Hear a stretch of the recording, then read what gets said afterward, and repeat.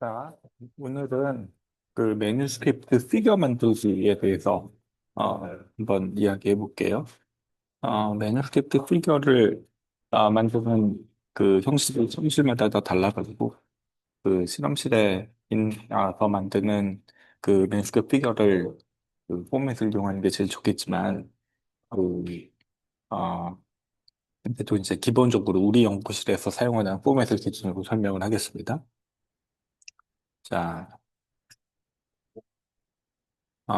피겨 제작할 때 여기서 주의할 점이 파워포인트를 사용을 많이들 하는데 파워포인트를 사용할 때는 뭐 배열도 쉽고 여기에 이제 글씨 쓰는 것도 쉽고 뭐 줄 긋는 것도 쉽고 다 쉽잖아요. 근데 반면에 이미지 해상도 저하가 있어요.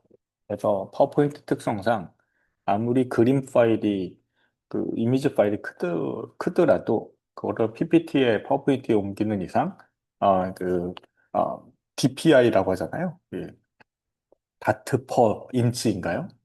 그게 엄청나게 떨어져 버리거든요. 그래서 뭐 이미노블라팅이나 아니면 뭐 그 그래프나 아니면 이런 그 다이아그램 같은 거는 전혀 문제가 없는데 그 고해상도 화질이 필요한 그 이 현미경 사진이라든지 아니면 이 면역 형광을 했었던 사진이라든지 이런 것들은 해상도 저하가 떨어질 수 있어요. 그 해상도 저하가 떨어진다는 게 이걸 더 쉽게 표현하면 어떻게 되냐면 얘들을 PDF 파일로 만들어서 확대를 하잖아요. 그러면 그 다트 퍼 픽셀 픽셀 사이즈가 많이 줄기 때문에 얘를 확대하면 확대할수록 그 화질이 이제 많이 나빠지게 되죠. 좀 블루어해지게 돼요. 그래서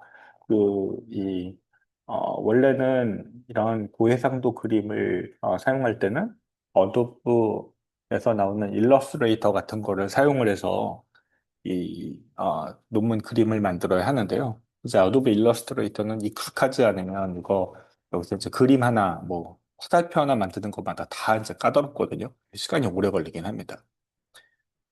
그리고 또 PPT 우리가 이제 논문을 보통 처음에 이것도 저널의 특성상 다 다른데 저널을 TIFF 파일로 이렇게 보내주기를 원하는데요.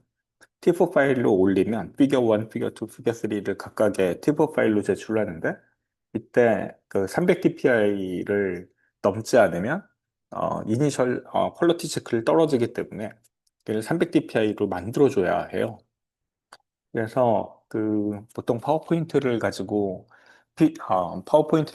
얘를 이미지 파일로 전환해 버리면 이 절대 300dpi가 될 수가 없어서 그 이 이니셜 퀄리티 체크를 통과할 수가 없거든요. 그래서 저는 어떻게 하냐면 물론 이제 요새는 챗GPT나 이런 데 물어봐 가지고 그 PPT에서 300dpi로 바꿔주는 다양한 꽁소를 알려주는데 저는 어떻게 하냐면 얘를 300dpi로 바꾸기 위해서 PDF 파워포인트에서 PDF로 만들고요. PDF를 포토샵으로 강제로 열어가지고 거기다가 이제 300dpi로 그 이렇게 입력을 하는 식으로 TIFF 파일을 만들어요. 이러면 시스템의 이니셜 퀄리티 체크를 통과할 수 있습니다. 근데 다만 논문이 만약에 억셉이 되고 나서 이 프로세스 논문 저널에서 논문 프로세싱하는 프로세스 팀에서 그 특정 이미지의 화질이 너무 안 좋다라고 해서 그 300dpi 이상의 이미지 파일을 요구하기도 하거든요. 그러니까 뭐 이뮤노블라팅이나 뭐 그래프 같은 거는 전혀 문제가 없다고 그러죠. 그래서 그런 그 고화질의 이미지가 필요한 경우가 있으니 반드시 이 러 데이터를 갖고 있어서 언제든지 요구가 되면 300dpi 파일을 실제로 뭐 포토샵이든 아니면 어도브 일러스트레이터를 통해서 만들어서 그 TIFF 파일 자체를 패널에 해당되는 TIFF 파일 자체를 제공해 줘야 되는 필요가 있다. 그래서 그거를 유념을 해야 돼야 되겠죠. 참고로 어도브 일러스트레이터 같은 경우는 이게 왜 이렇게 고화질이 되냐면요. 얘는 파일을 그 어도브 일러스트레이터 갖다 붙이는 게 아니고 어도브 일러스트레이터에 있는 페이지에 내가 만들어 놓은 이미지를 링크를 시키는 거예요. 그래서 그 이미지의 위치를 그대로 두고 거기 링크 정보만 갖고 있기 때문에 그 이미지 파일을 내가 수정을 해버리면 아도be 일러스트레이터에 표현되는 그 이미지 파일도 같이 변환이 돼버려요. 그래서 그 이 원래 원본 이미지의 레솔루션을 그대로 갖고 오는 이런 장점이 있는 반면에 이걸 컨트롤하기가 까다로운 면이 있습니다. 예, 그래서 저는 주로 PPT로 하고 이미지 파일을 요구받으면 그때 그 고해상도의 이미지를 따로 제공을 하는 이런 식으로 진행이 됩니다. 자, 그래서 피규어 제작할 때 우리는 언제나 그림에 사용하는 폰트는 에리얼로 사용을 하고요. 피겨 넘버, 또 피겨 1, 피겨 2, 피겨 3 이런 거 있잖아요. 그리고 또 ABC와 같은 패널에 있는 마크는 언제나 에리얼에 볼드로 14로 합니다. 물론 저널에 따라서 이 패널에 표현되는 그 ABC를 대문자 ABC가 아니고 소문자로 바꿔달라고 하는 경우도 있으니까 그거는 내가 투고하려고 하는 저널에 피겨 이 가이드 포어서를 확인을 해봐야 되겠죠.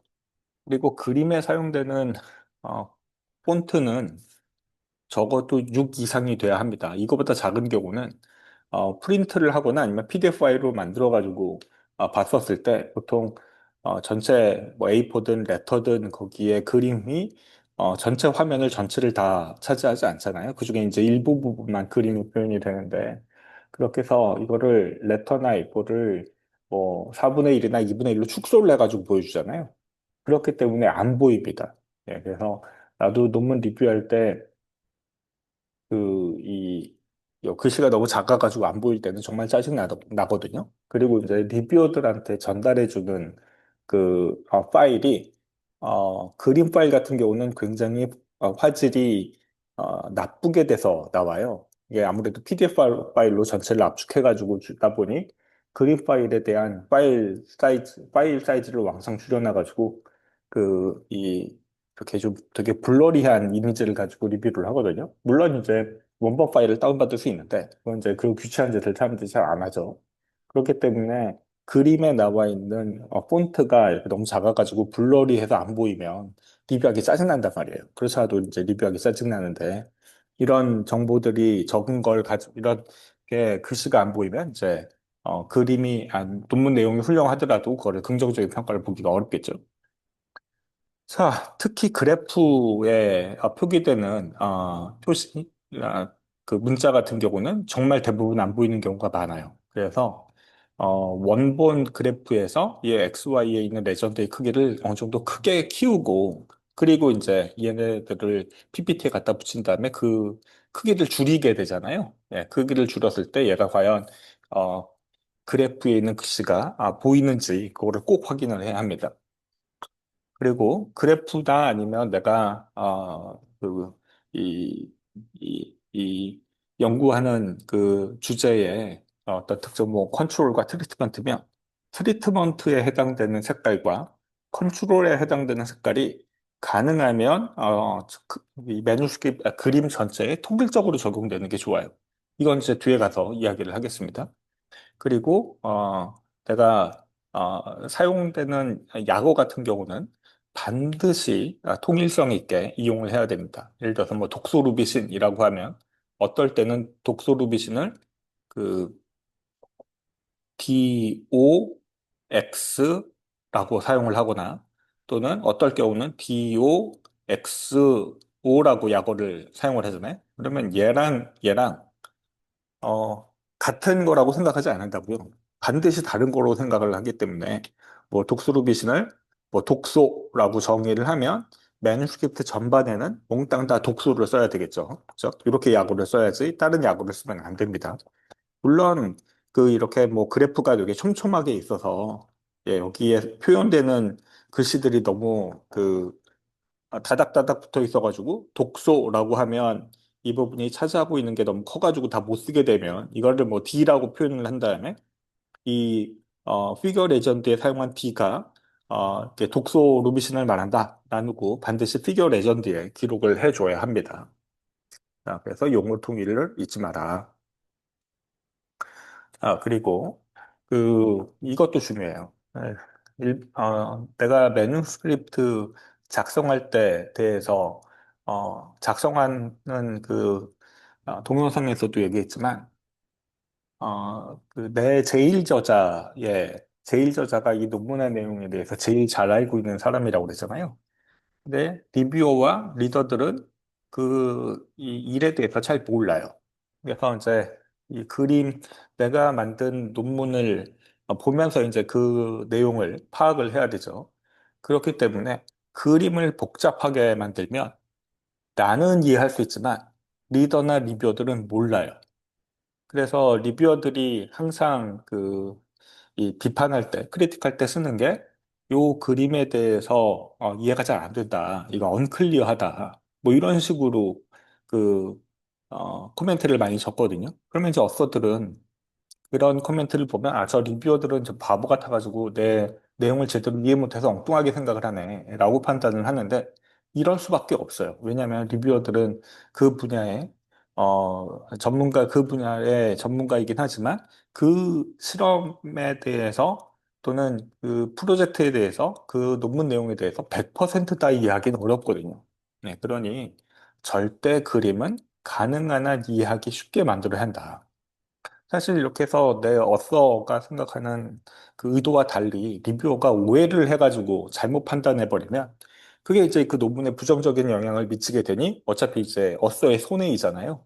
그러니까 가능하면 어서는 리뷰어가 이 논문을 보고 판단해서 평가할 거를 근거로 평가할 걸 어쩌나 염두에 두고 굉장히 친절하게 누가 봐도 그림을 이해할 수 있도록 친절하게 그려줘야 한다. 이건 굉장히 중요합니다. 리뷰어나 리더들은 논문이 많은데 내가 이 논문의 그림을 막 꼼꼼히 보면서 이걸 어떻게든지 이해해야지 라고 할 이유가 없잖아요. 예. 뭐 이게 교과서도 아니고 교과서는 이제 시험에 나오니까 이제 그렇게 해야 될 텐데 이 논문은 되게 많으니까 그중에서 이 논문을 꼼꼼히 봐야 될 이유가 별로 없다고요. 그러니까 가능하면 쉽게 그림을 만들어야 하겠죠.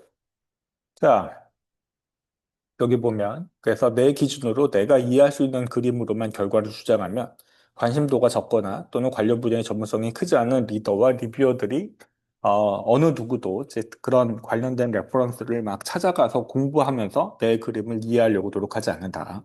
그렇기 때문에 그림은 직관적으로 일정 수준의 전문가나 리서치 섹션의 내용을 보지 않고 피겨 레전드와 피겨 서브타이틀만으로도 리서트를 이해할 수 있도록 피겨를 쉽게 구성해야 한다.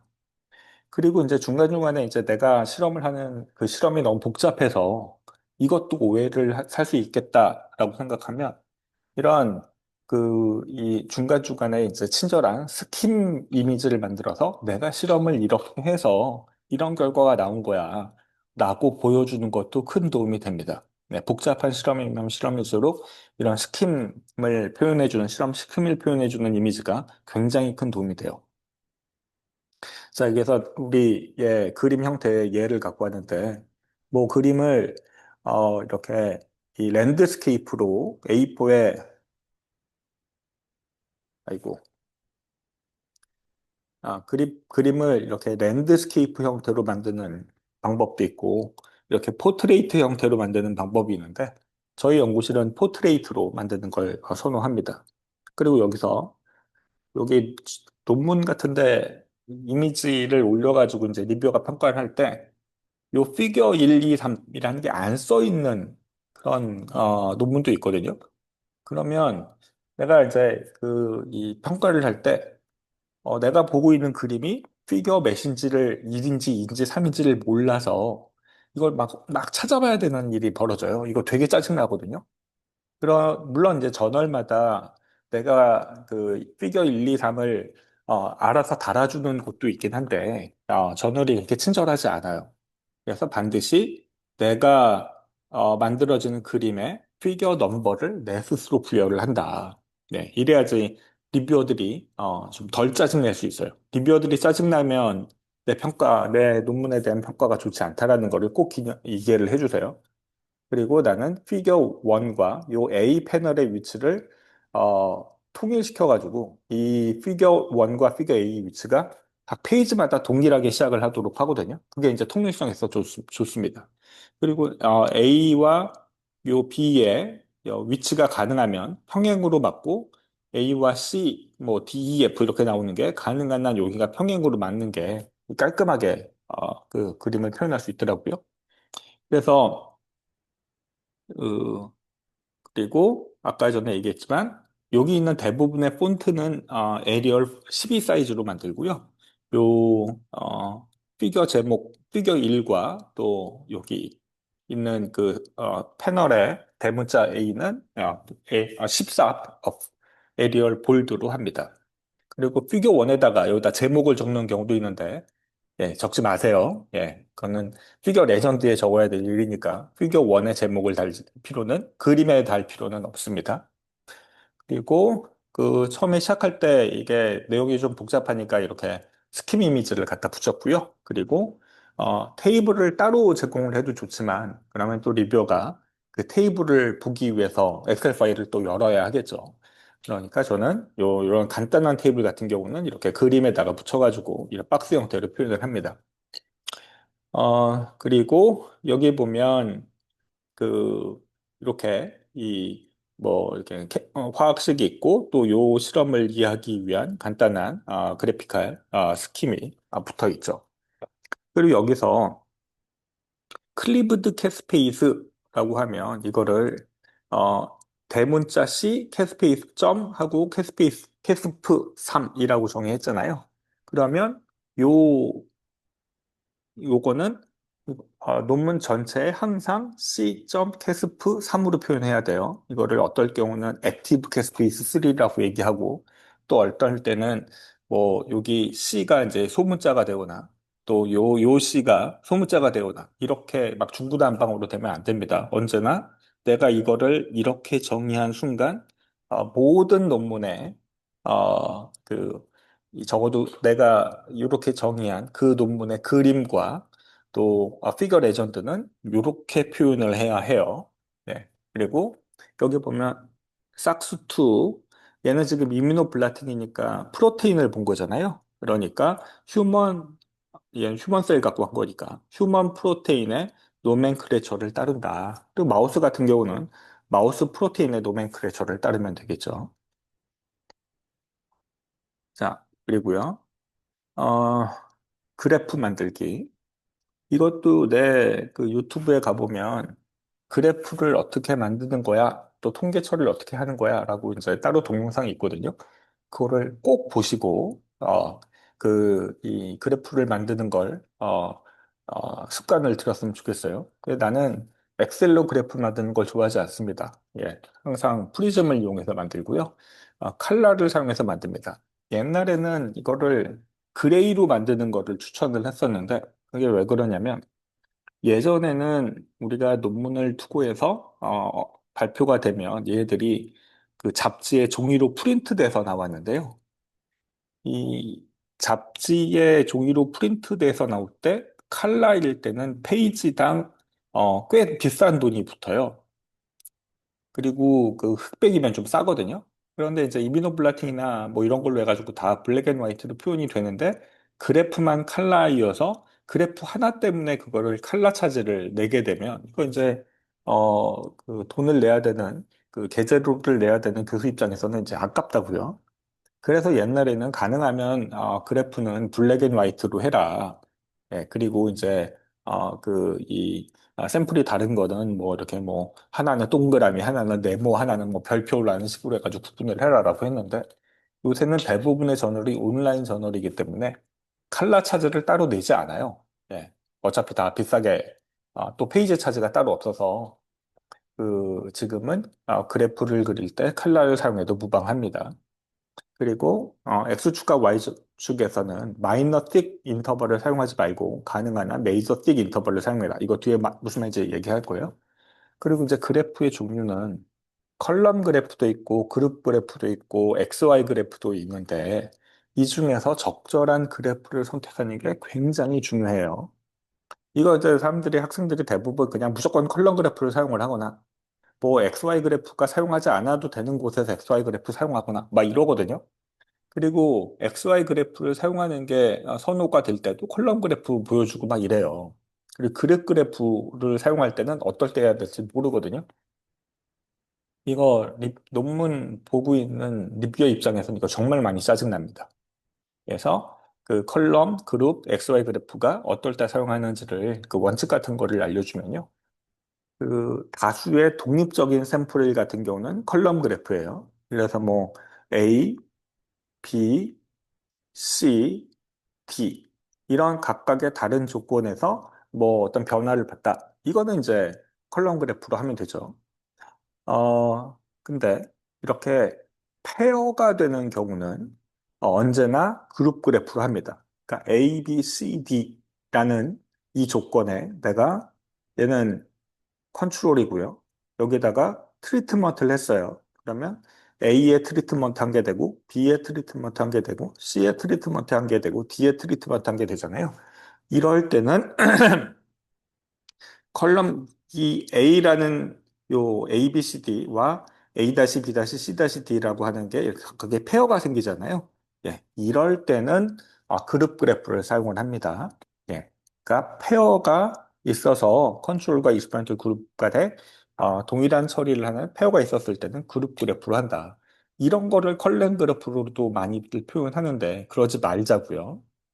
그리고 XY 그래프 같은 경우는 농도, 시간에 따라서 시리얼하게 어떤 변화가, 트렌드가 변한다라는 거를 보여주고 싶을 때, 예를 들어서 타임 디펜던트한 XY, 타임 디펜던트한 밸류의 변화, 또 농도 디펜던트한 밸류의 변화를 보여주고 싶을 때, 그때 XY 그래프를 사용을 해요. 자, 그리고 컬럼 그래프든 그룹 그래프든 특정 샘플 조건의 칼라를 하나로 딱 결정하면 논문 전체에 유사한 칼라를 이용해서 그냥 색깔만 봐도 얘가 무슨 샘플이다라는 거를 알 수 있도록 그 인식시키는 게 중요합니다. 근데 이제 이 그래프의 통일성을 나는 굉장히 중요하게 생각을 하는데요. 요걸 그 통일성 있게 하려면 제일 쉬운 게 요새 나오는 프리즘은 여기에 이제 이렇게 생긴 매직 원드라는 게 있어요. 네, 이걸 이용하면 이거를 내가 그래프를 만들어 놓고 이걸 클릭하잖아요. 그러면 기존에 내가 만들어 놨었던 그 그래프들이 쭉 보이면서 거기서 유사한 그림을 선택할 수 있어요. 네, 그러면 예전에 만들었었던 그래프와 통일성 있게 저절로 만들어 주거든요. 그러니까 요 매직 원드를 잘 사용하면 좋습니다. 그리고 우리가 그래프를 이렇게 프리즘에서 만들면 이 정도 크기가 되겠죠? 얘네들을 카피해가지고 PPT에다가 갖다 붙이면 이 전체 PPT에서 이만하게 붙어요. 예, 그리고 요거를 그 PPT 크기에 맞게 이렇게 축소하잖아요. 예, 이렇게 이제 축소해서 그래프를 만드는데, 그러면 여기 글씨도 요, 축소된 그래프에서 축소가 될 거잖아요. 그러면 여기서는 보이는데, 이렇게 축소해서 보면 안 보여요. 그리고 이제 이렇게 해서 만들어진 A4 크기의 파일을 다시 논문에다가 이 텍스트가 있는 곳에다 갖다 붙이면 요 크기가 더 줄어들잖아요. 이게 전체 논문 페이지면, 이게 전체 논문 페이지면, 이 글이 쭉 있고 그림이 이렇게 붙을 텐데, 예. 그러면 전체 그래프에서 축소되고 또 축소되기 때문에 이거 여기서 표현되는 그래프에 있는 글씨들이 절대 보이지 않습니다. 그러니까 그거를 감안해서 그래프의 X, Y 레전드에 있는 글씨를 충분히 크게 해라. 자, 그거 중요합니다. 그래서 예를 보면, 예, 여기에 그 컬럼 그래프는 지금 컨트롤 50, 100, 50. 예, 그러면 얘는, 얘와 얘는 다른, 약물이고요. 얘와 얘는 같은 약물이고 얘는 이제 다른 약물이잖아요. 이럴 때 다 독립적이죠. 그죠? 이럴 때는 그 컬럼 그래프를 쓰고요. 그랩 그래프 같은 경우는 동일한 조건에 뭐 이게 이 두 개의 다른 약물이 농도별로 사용됐다. 라고 하면 그, 이, 0이라고 하는, 그러니까 트리트먼트 하지 않은 곳에서 QC와 FST, 12.5에서 QC와 FST, 25에서 QC와 FST 라고 하는 그 페어가 생기잖아요. 이럴 때는 이 그룹 그래프로 합니다. XY 그래프 같은 경우는 얘가 만약에 농도 디펜던트한 변화를 보고 싶다라고 했었을 때는 이렇게 XY 축으로 만들어서 이 그래프로 표현할 수 있어요. 다만 여기서 자 이거를 XY 그래프를 또 이제 잘못 오해하는 사람들이 있는데 어, 여기에 그 여기가 20, 40, 60이잖아요. 그러면 이 한 칸의 범위가 20이죠. 그죠? 예. 그러면 여기서 만약에 내가 100을 했다라고 하면 여기에 한 칸에 20씩이니까 여기서는 이제 두 칸에 해당되는 숫자에 100이 나와야 하잖아요. 예. 이렇게 되면 각각의 내가 있는 X축에 이 숫자의 웨이트가 존재하는 거예요.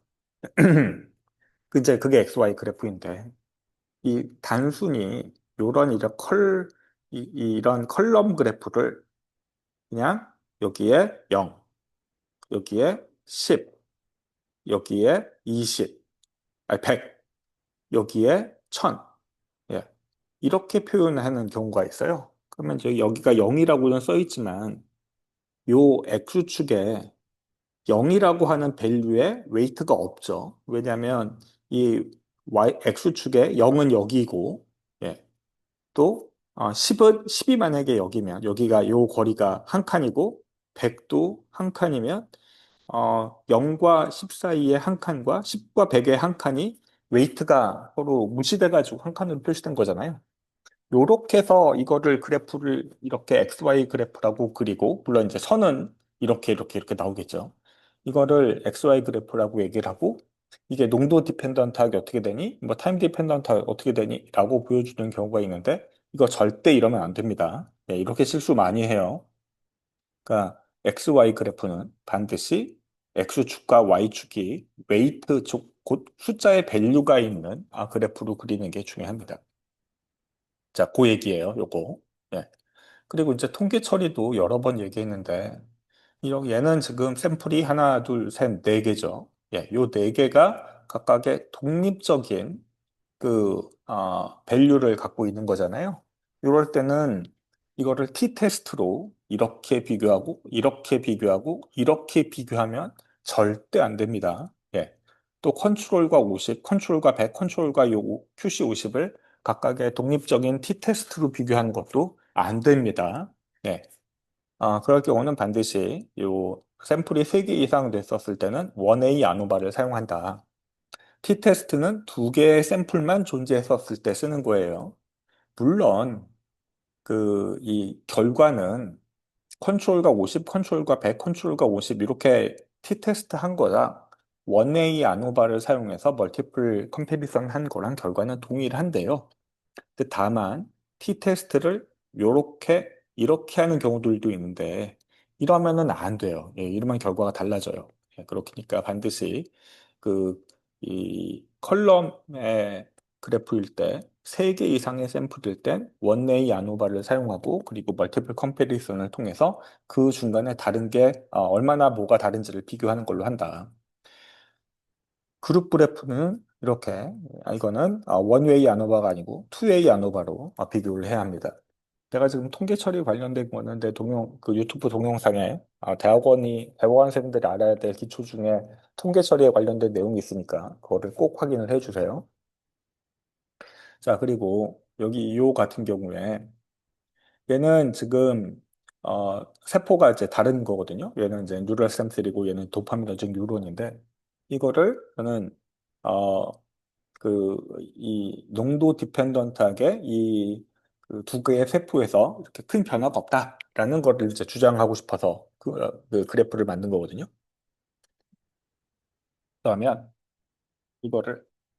이거를 이렇게 그룹 그래프를 만들 수도 있고요. 이렇게 그룹 그래프를 만들 수 있어요. 그러니까 같은 결과를 갖다 놓고 표현을 다르게 한 거예요. 이거를 A, B라고 써놨지만 이거를 두 개 다 쓰면 안 돼요. 이거 하나만 써야 됩니다. 근데 이제 이거를 이 그래프가 주는 의미가 달라요. 네. 이 그래프는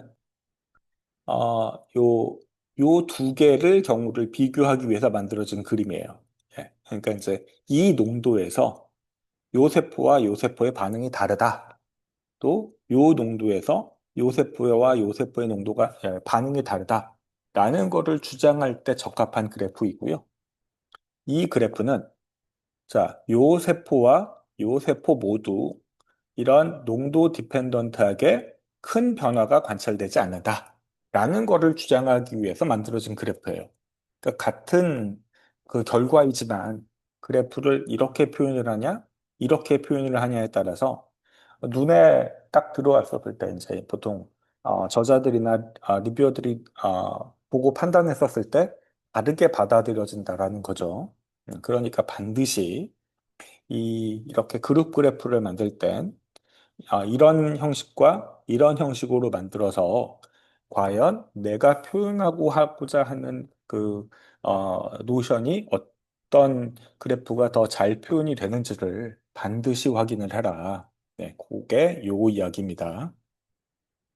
자, 이 그래프를 이렇게 상호적으로 바꾸기 위해선 프리즘에 있는 insert new analysis transpose xy를 하면 얘와 얘가 이렇게 자동적으로 바꿔질 수 있도록 해놔요. 그러니까 이거를 따로 그릴 필요가 없습니다. 자, 그러면 요 같은 경우는 여기는 같은 농도에서 이 두 약물이 반응이 다르다라는 거를 보여주기 위한 그림이거든요. 그러면 여기서는 눈에 딱 봐도 12.5에서는 차이가 없다가 25에서 농도 그 반응이 달라지는구나 라는 거를 얘기해 줄 수 있는 그림이 되는 거잖아요. 이런 식으로 얘를 이런 식으로 표현할지 이런 식으로 표현할지에 따라서 반응이 달라진다. 해석이 달라진다. 그러니까 해석이 달라진다라는 건 게 아니고 어, 보는 사람이 먼저 시각적으로 이런 얘기를 하겠구나라고 생각을 하게 된다. 네, 그거를 명심해 뒀으면 좋겠어요. 자, 그리고 이것도 이제 다른 이 그래프의 예인데요. 여기서 보면 나는 BCL2L1이라고 하는 유전자가 과발현된 셀들을 모두 다 요 블루 파란색으로 표현을 했죠. 그렇죠? 예. 그러면 이렇게 이제 색깔을 이건 그게 아니구나. 이건 여기는 뭐 요거 LC라는 걸 트리트먼트 하는 거구나. 그래서 잘못 붙였네요. 네. 어쨌든 그러면 이제 베리언트는 이제 마이토콘드리아의 크기를 측정한 건데 이 베리언트는 빨간색, 베리언트를 빨간색. 예, 얘는 이제 두 개가 다른 실험이라고 해도 가능하면 요거를 통일시킨다. 이 통일을 하기 위해선 프리즘에 있는 매직 원들을 사용한다. 그러면 이제 여기 있는 X축과 Y축의 크기까지 동일하게 이렇게 맞춰줍니다. 그리고 N수가 많은 실험 같은 경우 내가 N수를 많이 했어요. 라고 하면 이게 내가 실험에 노력을 되게 많이 들였다. 이건 샘플 수가 많기 때문에 N 수가 많기 때문에 이건 믿을 만해라는 거를 이렇게 보여주는 것도 신뢰도를 높일 수 있거든요. 그럴 경우는 이렇게 그냥 에러바로 표현하지 말고 요 닷을 보여주면 얘가 정말 실험을 여러 번 해서 얻은 결과구나라고 이제 간접적으로 보여줄 수가 있기 때문에 선호되는 방법입니다. 그리고 요즘은 이 논문에서 이렇게 이제 박스 그래프에 에러바만 이렇게 보여주는 이런 그래프를 선호하지 않고요.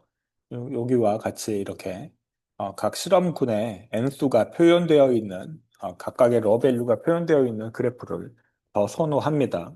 그렇기 때문에 내가 그래프를 만들 때 이런 다시 포함된 그래프를 보여주는 게 리뷰어들한테 좋은 인상을 줄 수 있어요. 그리고 요 이야기는 뭐냐면 리얼타임 PCR을 하게 되면 우리는 유전자의 트랜스크립트 레벨을 보는 거잖아요. 예. 그러면 얘는 프로테인을 보는 게 아니고 유전자의 레벨을 보는 거죠. 그러면 당연히 여기 나와 있는 이 레전드가 당연히 유전자의 이름이 돼야지 프로테인 이름이 되면 안 되는 거죠. 예, 그러면 이제 뭐 예를 들어서 여기 린28 유전자 이름이고 POU5F1 유전자 이름이고 이런 경우에 여기다가 옥토포라고 하는 단백질 이름을 쓰면 안 된다는 거예요. 예. 그리고 이것도 유전자의 이름이고 유전자의 이름이고 그러니까 누가 봐도 노멘클레이처 법칙을 보면 얘는 마우스 유전자구나 라고 이제 팍 알 수 있죠. 그리고 얘는 누가 봐도 아, 얘는 휴먼 유전자구나 라고 이제 금방 알 수 있어요. 다시 한번 얘기하지만 논문에 그 유전자의 마우스와 휴먼의 유전자 노멘클레처를 따라서 표현을 해라. 그거 중요합니다. 나중에 그 논문이 억셉이 되더라도 어, 뭐 리뷰어들한테 한 소리 듣고요. 또 논문이 억셉이 되더라도 요 프로세싱하는 과정에서 요 그 에디터한테 또 요걸 바가지로 들어먹을 수 있으니 요 그림을 만들 때 그거를 고려해서 항상 만들어 놓은 습관을 들이는 게 좋습니다. 그리고 얘는 이 말은 뭐냐면요. 얘가 우리가 세포를 만들고 얘네들이 노말이나 베리언트나 또는 BCL2L1이라고 발현한 셀들이 만든 게, 이 셀들이 이런 유전자들의 차이가 별로 없어요. 라는 거를 얘기하려고 하거든요. 그런데 얘네들이 뭐 차이가 뭐 iPSC나 PSC로 공부해 본 사람은 알겠지만, 이렇게 셀 라인을 만들면 얘네들의 유전자들의 레벨이 동일하게 되기가 굉장히 어렵거든요. 그럴 경우에 얘네들이 큰 차이가 없다라는 걸 보여주려면 얘네들의 로그 형태로 만들어가지고 보여주면 이게 비교 대상이 사실은 분화된 셀들과 비교하는 거기 때문에 얘네들의 한 몇천 배 차이가 나요. 그러니까 그거에 비하면 여기에 있는 두세 배 차이는 큰 의미가 없을 수 있어서 이런 경우는 로그로 표현하는 것도 방법입니다. 자, 그리고 이렇게 지금 내가 그룹 그래프를 그릴 때 페어가 맞았을 경우에는 그룹 그래프를 그리는 게 맞다고 그랬잖아요. 그런데 지금 얘와 얘는 예, 그, 뭐 예를 들어서 요 BME라고 하는 녀석이 없는 경우에 이 컨트롤 뭐 여기 약물 처리한 거, 약물 처리한 거에 대한 비교인데요. 그러니까 만약에 BME를 준 경우가 요 경우에 모두 다 있었다고 하면 예, BME 플러스 마이너스 BME라고 해가지고 이제 페어로 그림을 페어가 되니까 그룹 그래프를 사용하는 게 맞겠죠. 근데 이제 아쉽게도 이 경우는 여기만 이렇게 했다고요. 네. 그러니까 요거를 표현을 할 때, 컬럼 그래프로 표현을 했고 각각의 다 독립적인 샘플이니까요. 그리고 원웨이 아노바를 시행했고 그다음에 멀티플 컴피레이션을 시행해서 이렇게 다른 부분에 에러바를 표현을 했어요.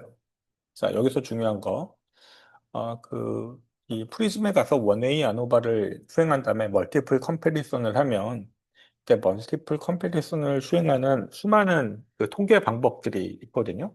근데 이제 프리즘이 버전에 따라서 그 디폴트로 사용되어 있는 멀티플 컴피레이션이 조금씩 달라지던데 예, 이게 그 어떤 멀티플 컴피레이션을 사용했는지 그것도 그 메소드 섹션에 반드시 적어야 합니다. 그리고 여기에 이거를 그 멀티플 컴피레이션을 하면 이 네 가지 경우에 모든 조합이 생겨버리거든요. 4 곱하기 3 곱하기 2니까 24가지의 이제 그 밸류가 생기겠죠. 이 별표가 비교 대상이 생기겠죠. 그렇게 할 필요 없어요. 그러면 이제 내가 여기서 주장하고 싶은 거는 BME라는 거를 처리하면 이렇게 이제 셀들이 죽는다. 그리고 그, 이, BME를 처리했었을 때 죽는 셀이 요 에이팝토시스 이니비터, 캐스페이스 이니비터로는 회복이 안 된다. 하지만 요 약물로는 회복이 된다. 이거를 얘기하려고 하는 거거든요. 그러면은 이제 비교 대상은 요렇게랑 사실 이렇게 비교하면 되겠죠. 그죠? 예. 그리고 여기는 NS, non significant라고 적어주면 내가 얘기하려고 하는 게 모두 다 설명이 되는 거기 때문에 여기에 복잡한 그 에러바를 다 보여주지 마라. 예, 그러면 그 리뷰어들이 또 뭐가 의미 있는지를 파악하려면 이걸 다 꼼꼼히 봐야 되니까 너무 어렵단 말이에요. 그러니까 이제 리뷰어들이나 리더들의 입장을 봐서 꼭 비교하고 싶은 부분만 하이라이트해서 에러바를 만들어라. 그리고 여기도 그것도 역시 그룹 그래프죠. 각각의 조건에서 이 두 가지 다른 경우에서 변화를 본 거니까요. 이런 것도 이 멀티플 컴패리선을 하게 되면 역시 이 멀티플 컴패리선이 우리가 XY 여기다가 이제 여기다가 A, B, C, D 샘플에 여기 컨트롤, 트리트먼트 이렇게 해서 이제 컬럼이 8개가 생기잖아요. 그럼 얘네들을 비교할 때 이렇게 비교할 수가 있고요. 또 이렇게 비교할 수가 있고요. 또 얘네들까지 다 조합해가지고 막 복잡하게 다 이렇게 비교할 수가 있거든요. 근데 이런 경우는 지금 여기서 보려고 하는 거는 이 두 조건에서 이렇게 트리트먼트 했었을 때 어떻게 변하는지를 본 거니까 비교 대상이 이렇게 비교하는 거잖아요. 네. 그러니까 멀티플 컴패리선을 전체로 다 하지 말고 요렇게만 비교해가지고 예, NS와 또는 이렇게 별표를 표현해 주면 됩니다. 자, 그리고 우리가 보통 여기에 있는 별표가 뭐 0.05보다 작으면 별표 하나, 0.01보다 작으면 별표 두 개, 뭐 이런 식으로 표현을 하잖아요. 그런데 가끔씩 0.054, 뭐 2, 뭐 땡땡땡 이렇게 표현을 하면 내가 그 별표를 0.05보다 작은 거를 내가 별표라고 했으니까 여기 안 맞아서 얘는 NS로 단 말이에요. 이러면은 그 실험자 입장에서는 황당하죠. 이거를 NS라고 주장을 할지 별표가 있는 거라고 주장할지 이렇게 모르잖아요. 그렇게 교수님한테 가져가면 교수님이 실험 더 해가지고 얘를 N수를 더 맞춰서 0.05 미만으로 만들어 라고 얘기하는 경우도 있죠. 그러면 이걸 내가 실험을 충분히 했는데도 이렇게 나왔으면 여기에다가 이렇게 별표로 표시하지 말고 이걸 아예 숫자로 바꿔서 표현을 해보세요. 예, 그러면 얘가 내가 시그니피컨트 할 거야 라고 주장을 하는 게 어느 정도 리스크를 감수하고 시그니피컨트 하다고 얘기를 하는 거잖아요. 그러면 이 숫자를 가지고 이게 시그니피컨트 하다고 판단이 리뷰어나 리더한테 맡겨버리는 거죠. 나는 이 정도의 위험을 감수하고 이게 시그니피컨트 하다고 주장할 거야가 되는 거니까 예, 그게 차라리 안전합니다. 자, 역시 프리즘에는 그걸 할 수 있는 방법이 있어요. 이미노블라팅, 이미노블라팅도 이렇게 쭉 적었는데요. 샘플 정보는 위, 항체 정보는 오른쪽. 이거는 이제 뒤에 나와서 설명을 할게요. 또 샘플 정보와 조건이 복잡하면 이걸 플러스 마이너스 형태로 조합을 하는데요. 이렇게 되면 그래서 마치 뭐 플러스 뭐 예를 들어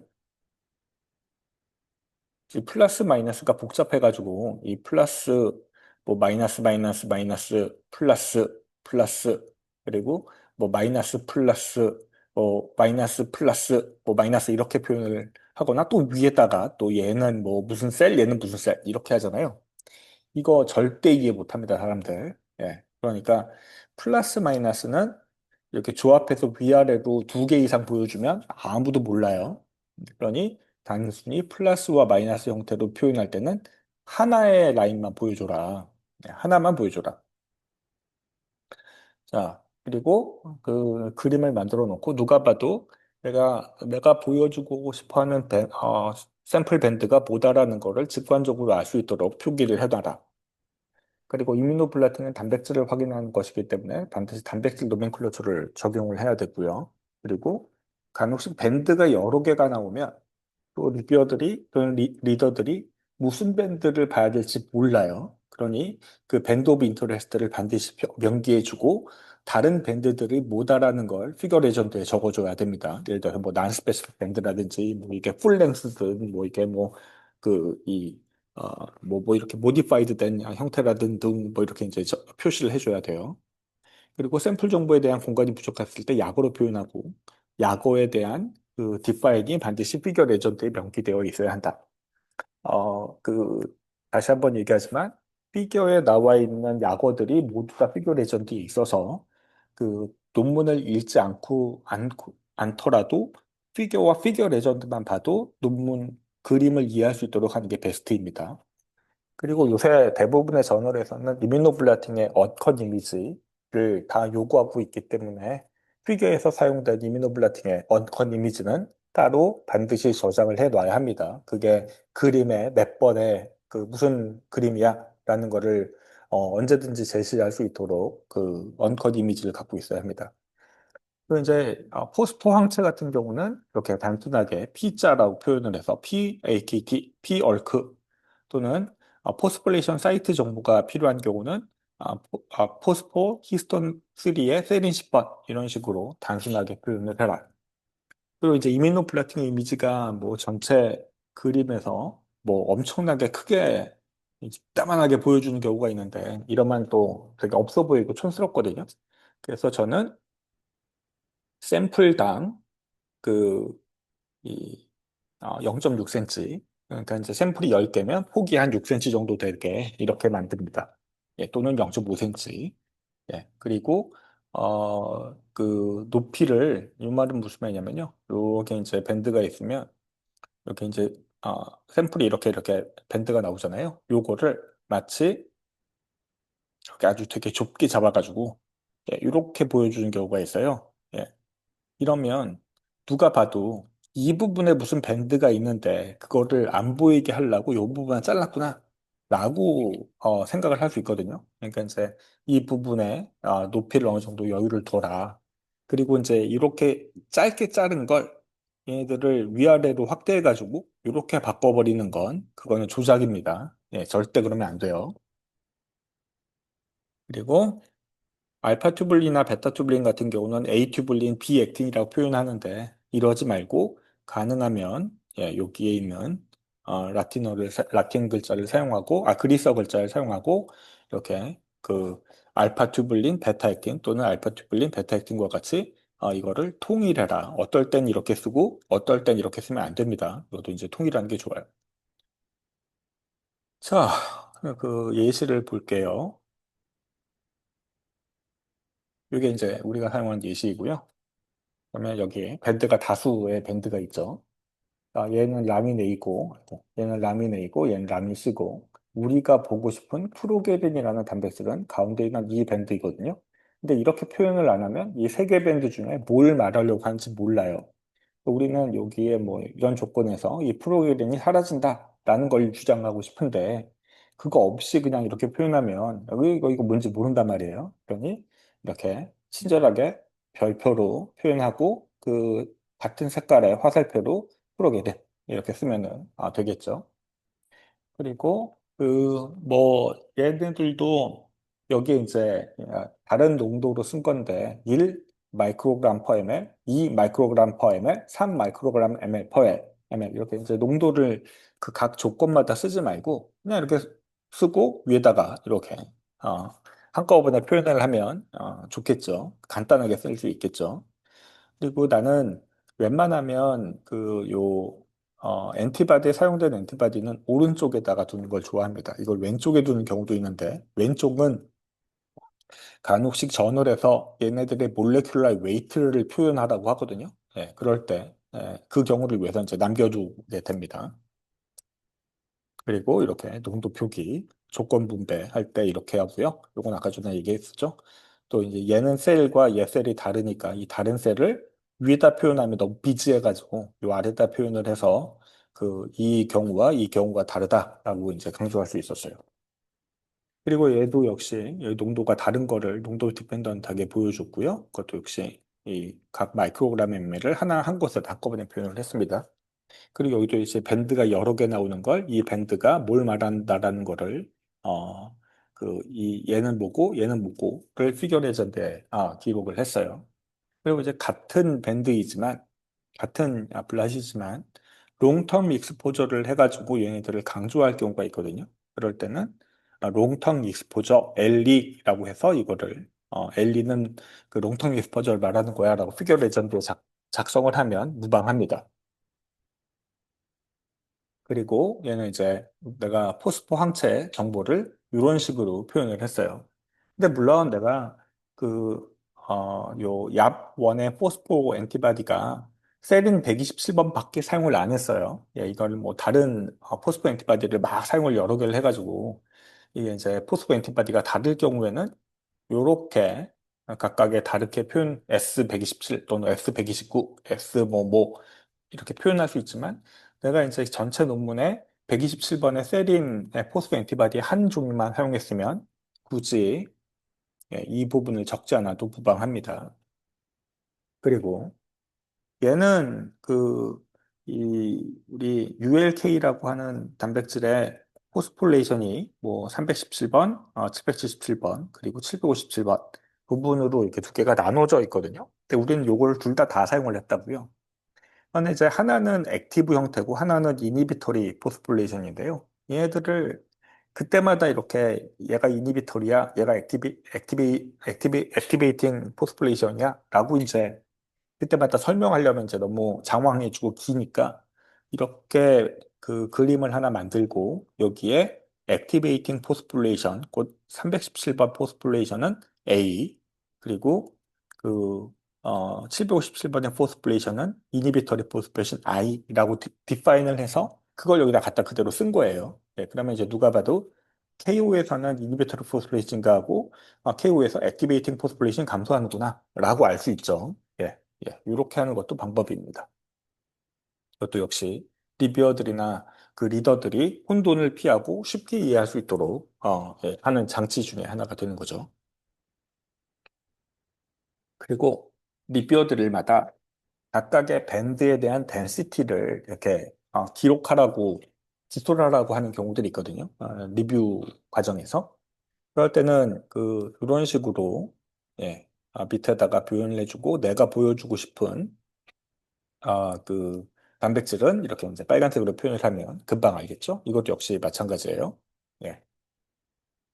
그리고 내가 아까 전에 X, Y를 여러 개 사용하지 말라고 그랬죠. 그게 이제 이 얘기입니다. 예, 이러면, 예, 이거 진짜 해석하기 어려워요. 예, 그러니까 이렇게 표현하지 말고, 이렇게 표현을 하라고요. 이게 훨씬 더 눈에 잘 들어옵니다. 마이너스 플러스 이게 이제 이 조합이 3개 이상 되는 경우는 아예 모른다라고 생각하면 돼요. 이거 진짜 눈에 안 들어와요.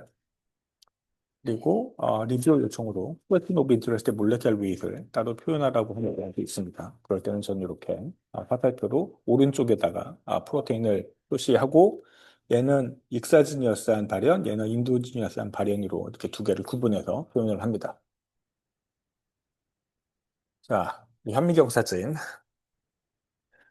현미경 사진 같은 경우도 할 얘기가 굉장히 많은데 형광 사진이 아닌 일반 브라이트필드 이미지로 찍으면 대부분 그때 사용하는 카메라가 블랙 앤 화이트, 흑백 카메라이기 때문에 눈으로 봤었을 때는 얘가 블랙 앤 화이트로 찍히거든요.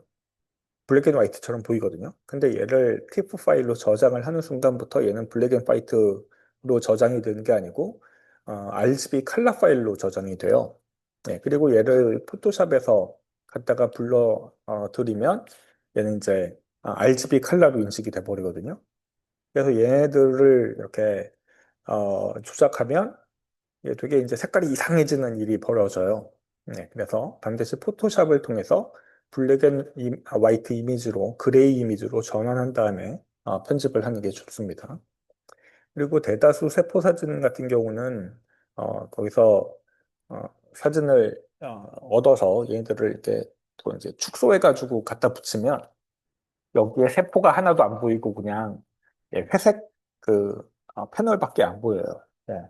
그래서 포토샵을 이용해서 동일하게 컨트라스트와 브라이트를 조정해가지고 세포의 몰폴로지가 보일 수 있도록 보여주고 보여주는 게 중요합니다. 네, 물론 해당 조건의 모든 세포 사진들이 컨트라스트와 브라이트가 동일하게 조건이 돼야 되겠죠. 안 그러면 조작이니까. 그걸 이 내가 이 만들어 놓은 이미지에 과연 세포들이 이렇게 작게 축약을 해도 보이는지 꼭 확인을 해 봐야 합니다. 그리고 형광사진의 경우 프로테인 오브 인터레스트 또는 특정 위치에 존재하는 단백질의 경우는 가급적인 레드 형광으로 하는 게 좋아요. 이게 무슨 말이냐면 우리가 그린 어, 이미지랑 레드 이미지가 있는데 레드 형광이 그린 형광보다 그 포토 블리칭이 좀 덜 되거든요. 네, 그리고 되게 샤피하게 보여주는 경우가 많아서 어떤 뭐 골지 컴플렉스 존재한다, ER이 존재한다, 또는 마이토콘드리아에 있는 어떤 단백질을 보고 싶다라고 할 때는 그런 특정 단백질을 레드로 하고 그 카운터 스테이닝을 뭐 그린으로 하는 게 중요합니다. 그래서 저는 형광 사진을 추구할 때 배열도 내가 제일 관심 있게 주장하고 싶은 그 포인트 오브 인터레스트 프로테인을 제일 먼저 두고 그거를 도와줄 수 있는 코스테이닝 결과를 그린으로 두고 대비 머지도 순서로 배열합니다. 그리고 이것도 아까 맨 처음에 시작할 때 얘기했지만 고해상도 그림이 필요한 경우는 PPT에 삽입한 이미지는 절대 고해상도 결과를 주지 못한다. 그러니 독립된 그 고해상도 이미지를 따로 저장해 둬라. 그리고 형광사진은 내 주장을 나타내는 리프리젠터티브한 이미지로 정성적인 주장만 가능하기 때문에 정량적인 주장을 하기 위해서는 이미지에 표현된 대표 현상들을 각 이미지의 그 멀티플 이미지로 그 랜덤하게 찍어서 걔네들을 퀀티피케이션 한 다음에 그래프로 보여주거나 또는 얘네들을 퀀티피케이션 할 수 있는 뭐 팩스 방법이나 아니면 바이오케미컬 어세이를 통해서 주장을 해야 한다. 형광 사진으로 나타내는 건 정성적인 주장만 가능하다. 이거는 반드시 기억을 해둬야 합니다. 그렇기 때문에 이 간혹이 형광 사진에 셀 하나만 딱 보여주는 경우들이 있거든요. 예, 그래서 단일 세포를 리프리젠터티브 이미지로 사용하는데 이런 경우는 내가 수많은 사진 중에 수많은 셀 중에 그게 되어 있는 것만 딱 골라가지고 보여줄 수 있는 면이 있어서 반드시 유사한 현상이 두 개 이상 발견되는 에어리어를 보여주고 또는 파지티브와 네거티브 컨트롤이 둘 다 존재하는 에어리어를 대표 사진으로 이용을 해라. 이게 리프리젠터티브 이미지니까 그게 대표성이 있다라는 거를 나타내 주려면 이런 이벤트가 여러 군데 있는 걸 주장하는 게 중요하겠죠. 그 예입니다. 현미경 이미지 사진 여기 보면 이제 콜로니의 모양이 좀 분명하게 보이잖아요. 그래서 이제 나는 이 두 조건에서 콜로니의 그 어, 패턴이 다르다라는 걸 주장하고 싶어서 강조하고 싶은 이 부분을 찍어다가 이렇게 확대했어요. 근데 이제 누가 봐도 얘와 얘는 다 다른 것처럼 보이니까 내가 그 꼭 보여주고 싶은 부분만 이렇게 조작해가지고 보여준 것처럼 보여지지는 않잖아요. 예. 그리고 얘도 내가 보여주고 싶은 부분을 확대해서 이렇게 보여줬습니다. 그래서 여러 저배율을 보여주는 것, 내가 주장하려고 하는 이런 이벤트가 여러 군데 있어. 딱 하나만 일어나는 게 아니야. 라는 걸 얘기하는 거고, 강조하고 싶은 거는, 거 봐봐. 내가 얘기한 게 맞잖아. 그, 그거를 이렇게, 강조하기 위함으로 사용을 하면 돼요. 그리고 얘 같은 경우는 얘랑 색감이 다르죠. 그죠? 예, 얘는 블랙 앤 화이트로 이미지로 변환을 하지 않고 RGB로 인식된 거를 이 포토샵에서 이렇게 컨트라스트를 조정하다 보니까 생기는 변화입니다. 예, 이런 일이 이렇게 하면 안 돼요. 반드시 블랙 앤 화이트로 조절을 해라. 이것도 역시 내가 보여주고 싶은 이벤트가 여러 군데 있는 거에서 하나만 강조해서 보여줬죠. 그리고 아까 얘기했던 것처럼 포인트 오브 인터레스트는 그 빨간색으로 표현을 하고 얘는 이제 마이토콘드리아 단백질이거든요. 그러니까 이제 요 점점점점 보이는 게 이제 다 마이토콘드리아이죠. 그런데 그리고 대비 머지드 그리고 이제 뭐 요 조건에서는 이게 사라진다라는 걸 강조하고 싶었어요. 그리고 여기서도 내가 요런 이벤트가 일어나는 셀들이 곳곳에 있죠, 이렇게. 네, 그리고 요 이벤트만 크게 확대해서 이런 일이 일어나. 그리고 그런 일이 일어나지 않은 이벤트들도 있으니까 이 부분 강조해서 이렇게 일어나. 그리고 뭐 이런 조건에서는 모두 다 이런 조건이 일어나. 그래서 여기는 이렇게 이제 핵 안에 있는 점점점점 보이고 이 부분은 이렇게 핵 안에 전체적으로 있는 것처럼 보이잖아요. 예. 이렇게 그 저배율과 고배율을 적절하게 이용을 해라. 저배율은 이 이벤트가 여러 군데서 멀티플하게 일어난다는 걸 보여주는 거고, 고배율은 그 현상이 이렇게 실제로 이렇게 보여라고 보여주는 거다. 그리고 이것도 사람들이 많이 혼돈하는데, 이게 지금 박스가 1대1 박스이거든요. 예. 그러면 1대1 박스를 따다가 여기다 갖다 붙였으면 요것도 1대1이 돼야 되겠죠. 얘는 1대1인데 이거는 뭐 2대3이든 뭐 3대4면 이걸 마치 요 박스가 이 박스를 대변하지 못하는 것처럼 보이거든요. 그러니까 선택된 에어리의 박스의 디멘션과 확대 사진의 디멘션이 동일해야 한다. 그리고 타임랩스 이미지를 보여주는 경우들이 많은데, 이 타임랩스 이미지는 이렇게 타임랩스 비디오를 추가할 경우, 타임랩스 비디오를 보여주는 거는 되게 리뷰어들한테 설득하기가 좋아요. 실제로 일어나는 거를 보는 게 이제 seeing is believing이기 때문에 설득하기 되게 좋거든요. 그러니까 타임랩스 비디오를 추가할 경우는 그 타임랩스의 일부 이미지만, 대표 이미지만 따다가 이렇게 시리얼하게 보여주면 이 해당되는 타임랩스 이미지가 서플리먼트로 들어가게 되는 거죠. 네, 그러면 신뢰성이 되게 높아지니까 반드시 타임랩스 이미지 비디오를 만들 때는 타임랩스 이미지를 이렇게 제공을 해라. 논문의 메인 피겨에. 그리고 그 무비 파일은 뭐 서플리먼트로 제공이 되겠죠.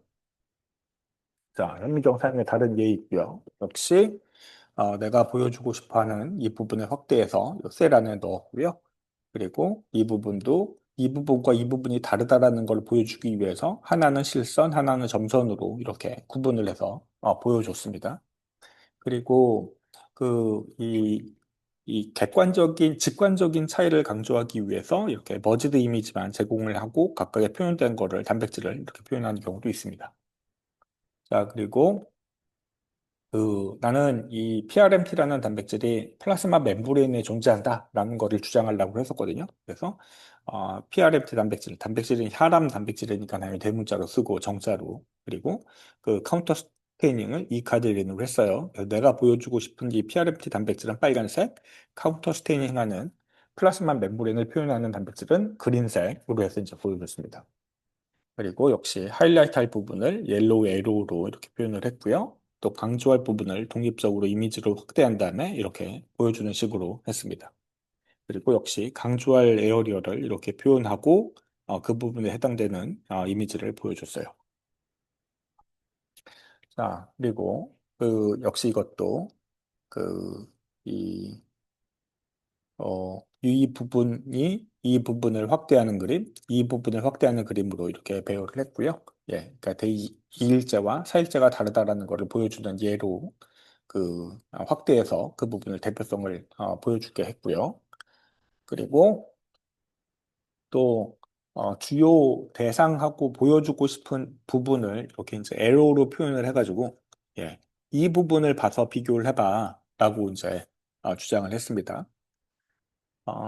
그리고 여기도 주요 부분의 확대 이미지를 안에 이미지에 이렇게 삽입해서 전문성을 강조하게 썼고요. 그리고 여기 보면 그, 이, 이 옥토퍼는 그린, 뭐 H는 4알파는 레드로 표현을 하고 여기 보면 셀들이 되게 다양한 몰폴로지를, 다양한 색깔의 조합을 갖고 있잖아요. 그게 이제 혼동스러우니까 A세포, A세포, B세포, C세포로 이렇게 구분을 해서 여기 ABC가 사라졌는데 이렇게 이제 디파인을 내가 해버리면 이걸 보고 얘가 A다. A, B, C 세포죠. 그래서 A 세포는 뭘 말하는 거고 B 세포는 뭘 말하는 거고 C 세포를 뭘 말하는 거야. 이 현상이 여기서 보이는 거야. 이렇게 주장할 수가 있는 거죠. 그러면은 리뷰어들이 그거를 말로 설명하려면 되게 힘든데 이렇게 그림을 붙여놓으면 이해하기가 쉽단 말이죠. 예, 그래서 여기서 사용했었던 그 ABC의 이미지가 여기서도 동일하게 일어난다. 그래서 이제 요 그림을 해서 이제 요거를 언급을 하면 여기에 그 ABC의 각각의 다른 세포 파퓰레이션들이 뭘 말한다라는 거를 쉽게 주장할 수가 있어요. 자, 플로사이토미터리. 이 부분도 뒤에 예를 보면서 설명을 할게요. 자, 여기서 플로사이토미터리는 요 X축에 뭐라고 Y축에 뭐라고 여기 글씨가 써 있잖아요. 근데 그거를 그냥 남겨두면 얘들이 축소돼가지고 또 갔다가 축소돼서 여기에 써 있는 글자는 거의 보이지 않아요. 전혀 안 보여요. 근데 이제 논문에서 뭔가 희미하게 보이는데 이게 안 보이면 사실 없는 힘만 못하거든요. 그걸 내가 뭐 별로 중요한 정보인지 정말 중요한 정보인데 안 보이도록 이렇게 작게 한 건지 그걸 모르기 때문에 과감하게 없애버리는 게 좋고요. 여기 있는 숫자도 이거 축소하다 보면 안 보이거든요. 그래서 내가 주장하고 싶은 대표 그 부분은 색깔을 달리해서 크게 하면 요 숫자들은 보이니까 예. 그걸 하이라이트 하는 것도 좋은 방법이에요. 그리고 n수가 많으면 이렇게 닷 그래프로 표현하라고 그랬죠. 내가 실험한 게 많으면. 그리고 원 채널 같은 경우는 이 전체 그 비율에서 내가 차지하고 있는 특정 파퓰레이션들을 표현할 수 있으니까 이렇게 스택 그래프로 표현을 하면 뭐 조건에서 뭐 그린 세포는 감소한다. 또 이런 조건에서 그림 세포는 감소한다라는 것을 직관적으로 보여줄 수가 있습니다. 그리고 그 원 채널 같은 경우에 에어리 오브 인터레스트의 밸류를 이렇게 표현을 하면 이 부분이 얼마나 달라지는지를 직관적으로 알 수 있고 그 부분에 해당되는 그래프가 그려지는 것도 이렇게 표현할 수가 있죠. 그리고 리더들이 확인해야 될 컴파트먼트를 명기해가지고 이렇게 표현하는 것도 방법이 있고요. 그리고 그 셀 사이클 같은 경우는 그 G1, 서브 G1, 2N, 3N, 뭐 4N, 이건 S죠, S 프리즈죠. 그거를 이렇게 표현을 하면 시간 의존적으로 어떻게 셀 사이클이 변하는구나. 그리고 내가 보여주고 싶은 서브 G1, 그러니까 에이팝토시스 되는 파퓰레이션들이 이렇게 변하는구나. 라고 주장할 수가 있습니다. 네, 이것도 이제 많이 쓰는 방법이니까 플로 사이토메트리를 대표 그림 이 얘기도 안 했네요. 플로 사이토메트리는 반드시 대표 그림과 그거를 여러 번 실험해서 한 퀀티피케이션 그래프가 동일하게 사이드 바이 사이드로 제공이 되어야 합니다. 이게 없고 이게 없고 요거만 있으면 사람들이 주장을 받아들여 주지 않아요. 또 반대로 이 플로 사이토메트리 러 데이터가 없이 이것만 보여주면 그것도 역시 사람들한테 신뢰성을 주지 못합니다. 자, 그리고 익스페리먼탈 스킨 이미지는 대부분의 리뷰어들이 리뷰하는 논문에 관심이 별로 없어요. 네. 그러니까 의무감으로 하는 거예요. 그리고 오서들보다 당연히 실험에 대한 이해도가 떨어지기 때문에 그리고 이제 데드라인이 2주 정도 시간을 주는데 그 2주 내내 이제 리뷰어들이 EOW를 하지 않기 때문에 뭐 데드라인 하루 이틀 또는 하루 이틀 전이나 아니면 거기서 독촉 메일 오면 그때 보거든요. 그러면 이제 그래서도 바빠 죽겠는데 이 그림이 이해하기 어렵고 논문을 난해하겠으면 정말 짜증난다고요. 그래서 절대 좋은 그 의견을 줄 수가 없어요. 네, 그러니 가능하면 이 리뷰어들이 이해할 수 있도록 쉽고 간단하게 작성을 하거나 또는 실험이 복잡하게 되면 익스페리먼탈 스킨 같은 것들을 갖다 중간중간에 넣어서 연구자의 실험 방향과 내용이 뭐다. 그래서 이제 리뷰어들이 오해하지 않도록 소개하는 게 중요해요. 근데 이제 또 이것도 역시 너무 많으면 예, 그 실제 데이터는 별로 없고 다 이런 걸로 때우는 것 같은 이미지가 주기 때문에 이거를 너무 자주 해서도 안 돼요. 그리고 익스페리멘탈 스킨 자체가 칼라 이미지로 만들어야 하고 이게 이제 이거 자체가 복잡하면 또 더더군 안 되겠죠. 그래서 이런 이미지를 만드는 거는 내가 텍스트로 디스크립션을 할 때 너무 복잡하게 표현돼서 내 뜻이 전달되지 않을 때 이거를 대체하는 좋은 방법으로 써먹을 수 있어요. 당연히 이 익스페리멘탈 스킴에 대한 컨텐트는 텍스트에 존재해야 되겠죠. 자, 그리고 뭐 당연한 이야기지만 이 익스페리멘탈 스킴에 표현된 약어들도 피겨 레전드에 반드시 들어가 있어야 합니다. 요게 이제 얘예요. 우리는 우리가 사용하는 연구에 사용했었던 세포의 모델 형태이고요. 세포의 이 정보이고요. 뭐 이게 뭐 패스지를 50번 이하 거, 뭐 100번 이상 거, 200번 이상 거, 300번 이상 거. 그리고 여기에 해당되는 이 논문에 우리가 이 사용하는 세포 모델이 그, 뭐, 우리가 공부하려고 하는 어떤 특정 모델을 대변한다라는 걸 증명하기 위해서 우리가 봤었던 이 세포의 특성이 소개된 다른 실험실에서 독립적인 연구로 발표됐었던 논문과 일치한다. 네, 이런 것들을 이런 식으로 보여줬어요. 그래서 이제 우리가 사용한 세포 모델이 정당하다라는 걸 주장하는 방식으로 썼고요.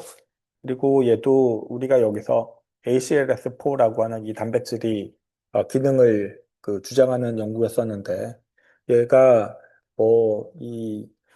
페롭토시스 과정에서 이래서 중요해라는 거를 언급하기 위해서 이렇게 이미지로 보여줬습니다.